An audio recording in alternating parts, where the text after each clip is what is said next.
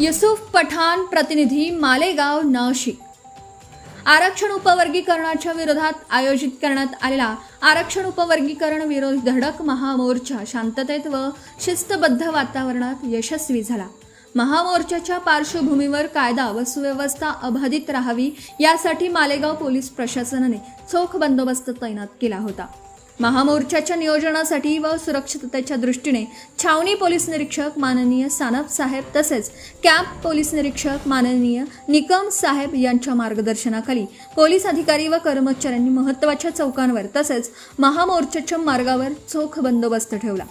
महामोर्चा दरम्यान वाहतूक सुरळीत राहावी, नागरिकांना कोणताही त्रास होऊ नये आणि संपूर्ण कार्यक्रम शांततेत पार पडावा यासाठी पोलीस प्रशासनाने विशेष खबरदारी घेतली। पोलिसांच्या नियोजनबद्ध बंदोबस्तामुळे महामोर्चा शांततेत व यशस्वीपणे पार पडला।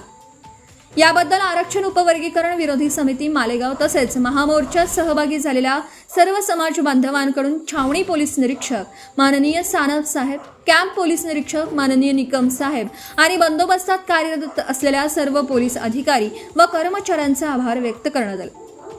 महामोर्चाच्या यशस्वीतेसाठी पोलीस प्रशासनाने दिलेल्या सहकार्याबद्दल आयोजक समितीने समाधान व्यक्त केलं।